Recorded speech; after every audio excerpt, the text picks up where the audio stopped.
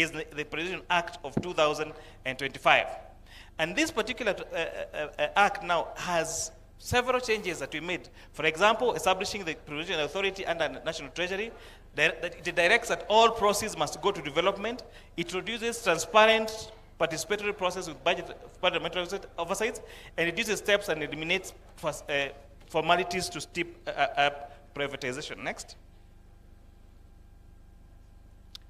In the current act, it is specifically clear that for any privatization program to happen, there must be absolute authority and express authorization of National Assembly.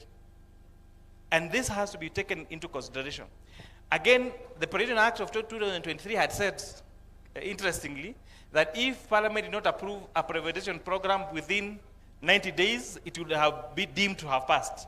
Again, now, we are saying that we can either agree or reject such particular proposals.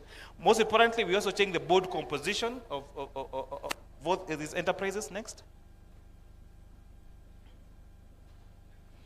We have now the role of National Assembly in this.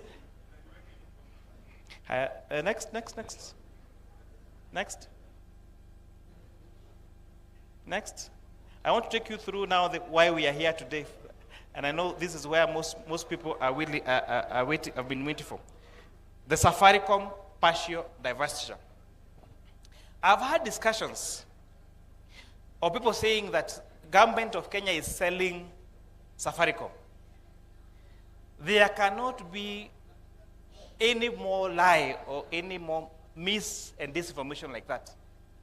Kenya does not own Safaricom. Kenya only holds a stake of Safaricom. We only hold, out of 10 billion shares, Kenya owns 6 billion shares only. And therefore, Kenya is not selling Safaricom Limited. We are only offsetting a bit of our shares, reducing our stake. In December 4th of December 2025, the leader of Majority Party tabled the session member number 2 of 2025 for partial divestiture. The buyer is Vodacom Group. They want to acquire a stake of 15% out of that 5% shareholding. And I think that also needs to go on record. Government of Kenya now, we're getting to the value. Government of Kenya owns 35% of the shares at Safaricom. So what we are doing, or what the proposal is to sell the 15% shareholding to reduce our shareholding from 35% to 20% to Vodacom Limited. The shares being sold at 6,9,814,200 shillings at Kenya shillings 34 shillings per share. The transaction value for that sale is 204 billion shillings.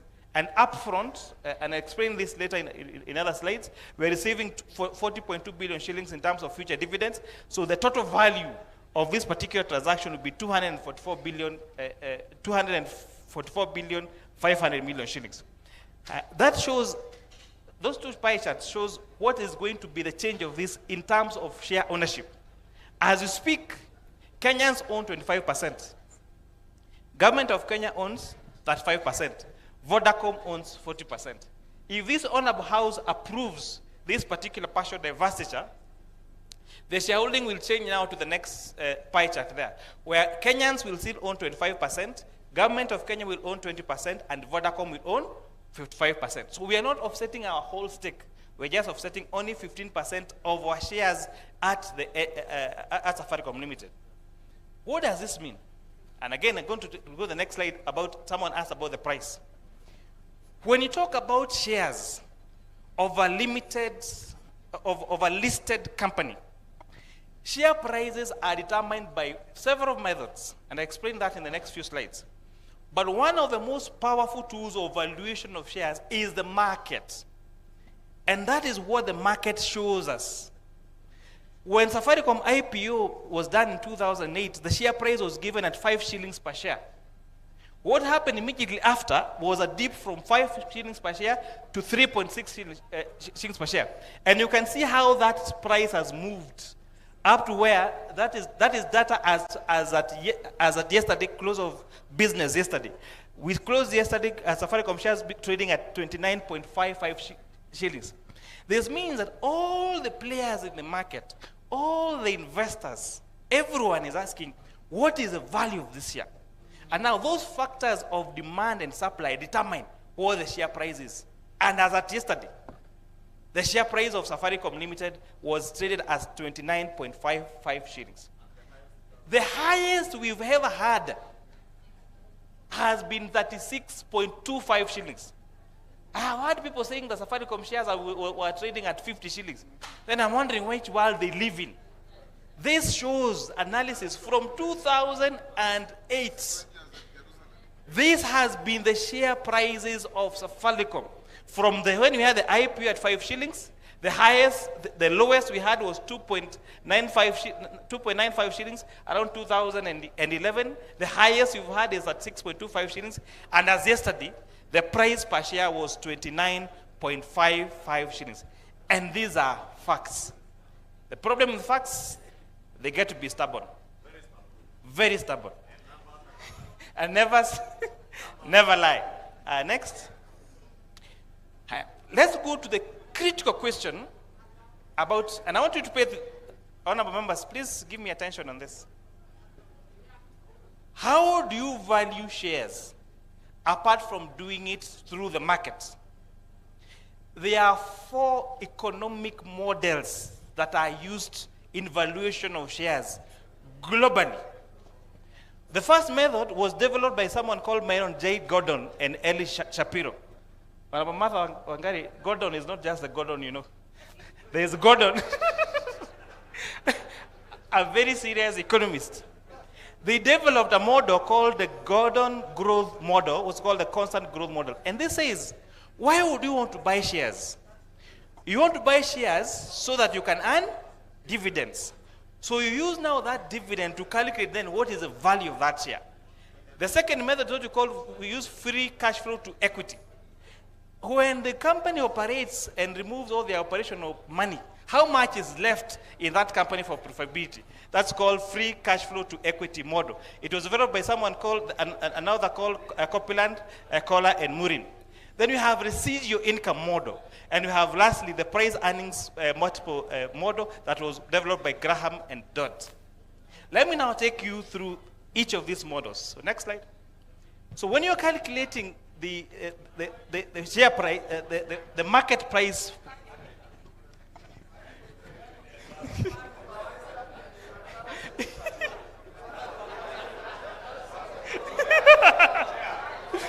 When you're getting, yes. Okay. You might ignore everything else. But how to calculate the share price using the Gordon growth model? V0 is the value per share, which is a summation of N, the dividend expected 1 plus the expected rate of return to power T, which is time. So if you take all this, and this dividend growth rate is what I calculated for the last 10 years, gives us the intrinsic value for Safaricom at 27.98 shillings per share. This is method number 1. I will not take you through all that mathematics. Go to the method number 2. If you use market multiple principle, what is called the price earnings per share, and you insert that into that is a price per share times expected price per share, then you get the value of 36.627 shillings per share. That is our value number 2. We had 4 methods. So let's go to the third method. The third method, we use free cash flow to equity model. And again, I have explained the maths there. Let me not take you through the maths. If you insert all the figures, again there, it gives us the value per share for Safaricom at 25.28 shillings per share. That is formula number 3. Lastly, formula number 4, what you call residual income model. And again, this we take the return on equity, then we divide the required rate of return. No, we minus the required rate of return, and we multiply by the book value. Yeah.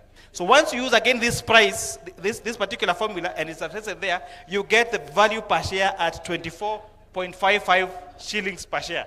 Next. So those are the four models. So the four models, if you go quickly back, gave us the first value. Gave us the first value at 27.98. The second value is 36.62.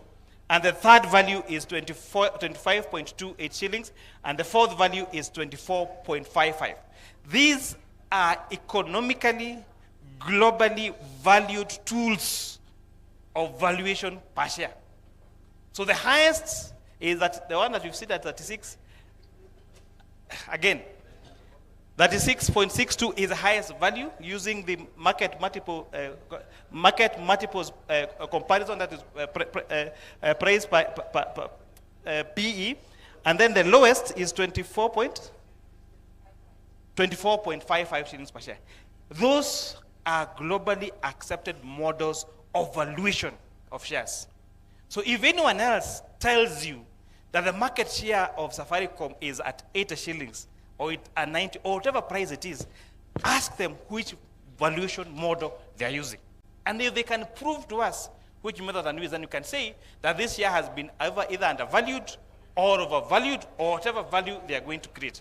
Secondly, when you talk about this value per share, I was speaking to someone over the weekend and saying me, if it is true that the market value of Safaricom is, say, 50 shillings per share, and yesterday was traded at 29.55 shillings per share, then there are more than 10 billion shares owned by private citizens in the market, which are trading freely at the Nairobi Securities Exchange.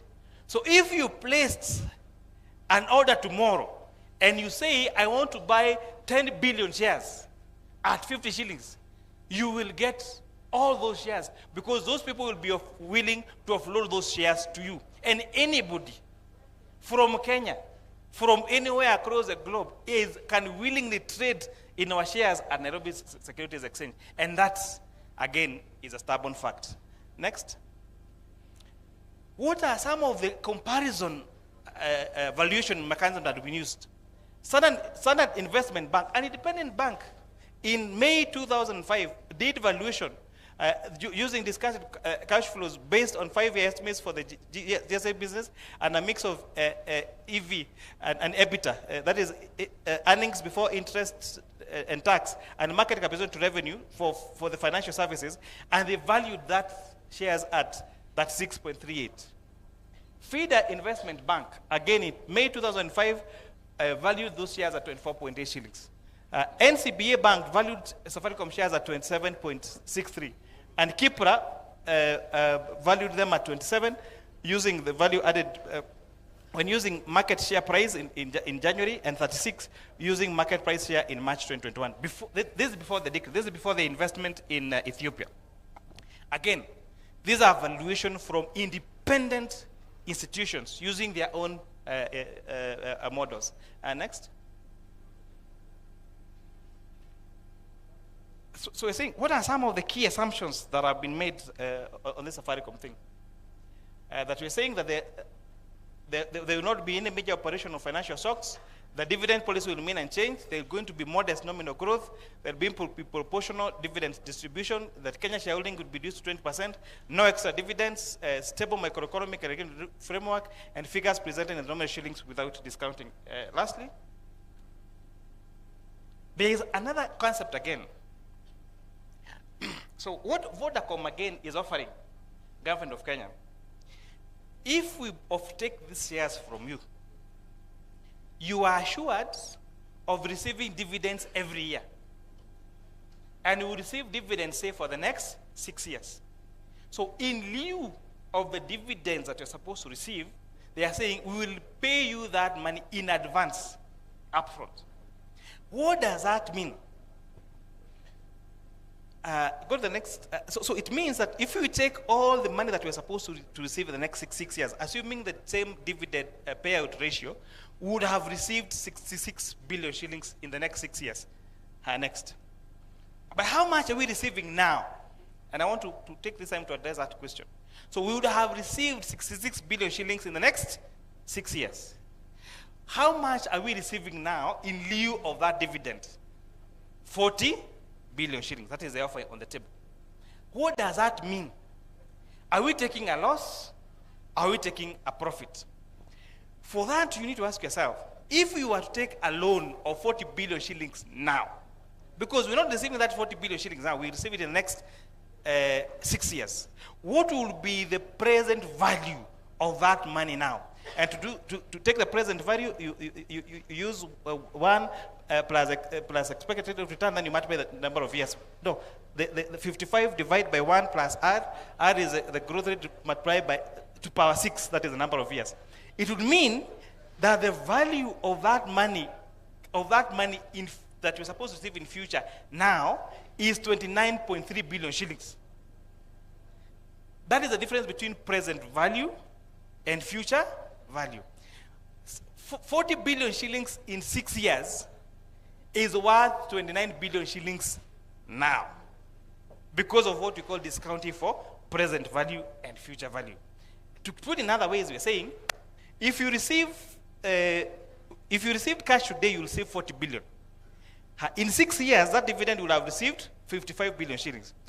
With a funding cost of around 5.6% per annum, and if you take the market sovereign yield at 11.3 million shillings, it means the present value of that 55 is 29. So actually, we are taking a gain by receiving that money now and not in future, using this simple calculation. Next. Next.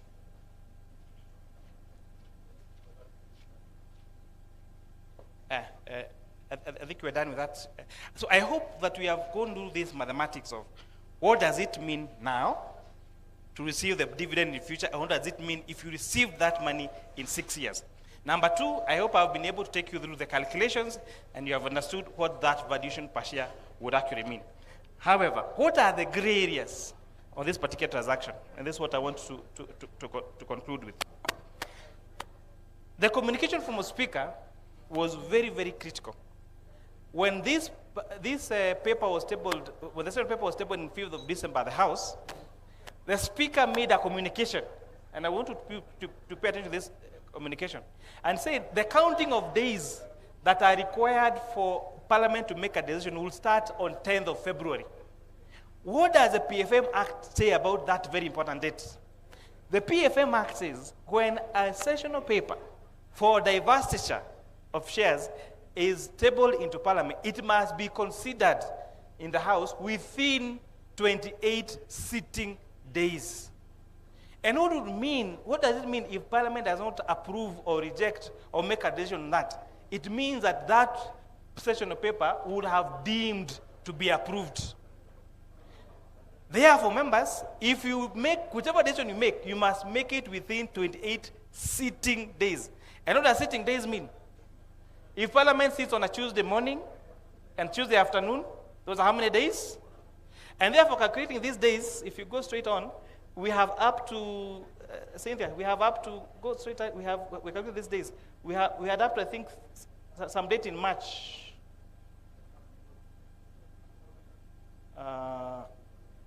Where is it?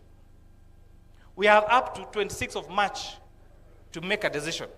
We have 3 decisions to make. We can approve the sessional paper as it is, without amendments. We can reject the sessional paper as it is, or we can amend that sessional paper. So those are the 3 decisions that we must make. And you must make that decision before 26th of March. And if you do not make that decision by the 26th of March, then that decision would have deemed to be approved by Parliament. Again, what are some of we started, yes, in terms of processes also, we started stakeholder engagements for the last 2 weeks. We post for this week to attend this particular discussion. Then next week on Tuesday, and I will be sharing that with honorable members because it's very important, we're doing public participation and civic education in 30 counties. So I'll share those counties with you and the dates and the venues so that at least please members help us mobilize yourself and members of the committee to come and attend those public participation hearings. But what are the gray areas here? The sessional paper says that this money will be spent on critical and viable infrastructure projects. But here is a challenge. As it is now, if this Honorable House approves this partial divestiture, and that transaction is complete, where will that payment be made to? The money will be deposited into the Consolidated Fund Services account. When money goes to CFS account, has no discretion of, it doesn't matter what the PS wants to pay. There is order, first charge, second charge, third charge. So, and I heard the PS talk about infrastructure fund, but is there a legal framework for that fund yet? And I know the PS is here, he will respond to that particular question. So our concern so far, and the concerns of the members of the public, is if this money is deposited to the Consolidated Fund Services account, there is no legal framework or legal guarantee that that money will go to be spent on key infrastructure projects. And therefore, it's very important that as we make a decision on this, we are guaranteed, or we make the framework to guarantee that that money will go to the infrastructure projects that the government is talking about. It is not enough to talk about that's going to go into infrastructure. It is important to have a clear legal framework that guarantees. And I think we could be back to where we were in 2024 with the housing levy. Remember when you passed the Finance Act of 2023 and created a housing levy. What was telling in court was said, we have created a housing levy for affordable housing. But what guarantees that that levy will go towards paying for affordable housing? So we had to come back later in the year and do the Affordable Housing Act that now created the Affordable Housing Fund that now guarantees your housing levy, you are sure that inatoka kwa payslip, inaenda kwa fund that goes to build those particular projects. So Treasury is here to demonstrate to us that this money actually has a legal framework that guarantees that it will go towards creating that infrastructure fund that they're talking about, and that has to be through a legal framework, not just by saying. Number two, a question is asked, which law should have been followed in terms of privatization? And people are saying we should follow the Privatization Act. Unfortunately, the Privatization Act exclusively excludes partial divestiture of government shares from following the Privatization Act. So the Privatization Act cannot be used in partial divestiture.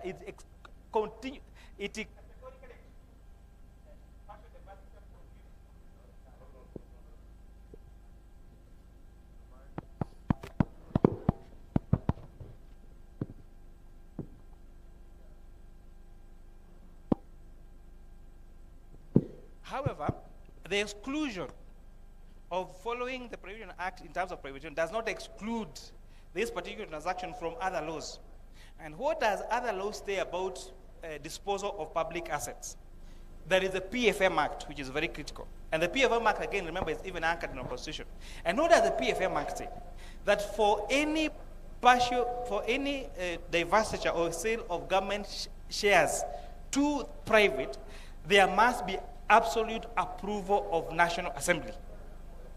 Not Parliament, National Assembly. And that is why this decision is before this House. So in terms of procedure, in terms of legal procedure about this particular partial divestiture, it was not a boardroom conversation.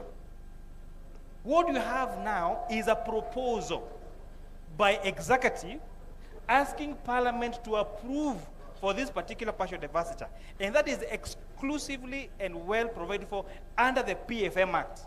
So in terms of following legal procedure, there has not been any breakage of any law because no decision has been made. If this Honorable House, for example, decides that they are not going to approve this particular partial divestiture to Vodacom, the transaction will be dead. There cannot be any sale of these shares if there is no absolute approval of the National Assembly. So when people say that no, there was a boardroom conversation, all conversation must start from somewhere. Once it starts from somewhere, it goes to cabinet. Once cabinet approves, they bring to National Assembly. And until National Assembly approves, that is when the transaction will be complete. So if the Honorable House rejects this particular transaction on the floor, then that transaction will be dead. So honorable members, I've tried the best I can to be as objective and to be as I can on this particular matter. But that is a decision we have. So we have identified for us, the Joint Committee, our biggest gray area is how do we guarantee that this money will go towards funding infrastructure and critical projects as provided for in the session paper. Without any further legal framework, without regulations, and without creating that infrastructure fund framework as per the law, then that money will go to consolidated fund services, and it could go to pay anything, including debt, interest, or paying of salaries. But in terms of procedure, we are so far satisfied that the procedure was followed, the valuation has been given, and now the decision lies solely in the, to this House. I don't know whether we have that for the counties, for the... Yes, so this is where we are going to be in the next 2 weeks. We are doing public participation in 30 counties. So we are starting on next week on Tuesday at KSC Nairobi at 10 a.m. Then you go to Mandera, Machakos, Nyandarua, Nakuru, Wajia, Kitui, Nyeri, Kericho, Kirinyaga, Baringo, Kisumu, Embu, Murang'a, Kakamega, West Pokot, Tharaka Nithi, Kiambu, Vihiga, Uasin Gishu, Nandi, Meru, Kisii, Taita Taveta, Kajiado, Samburu, Homa Bay, Mombasa, Kilifi, and Kwale. So please check, and we circulate this in our forum.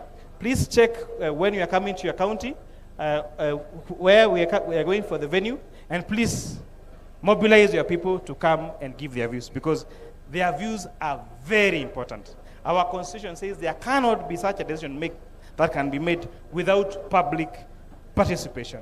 I thank you, honorable members.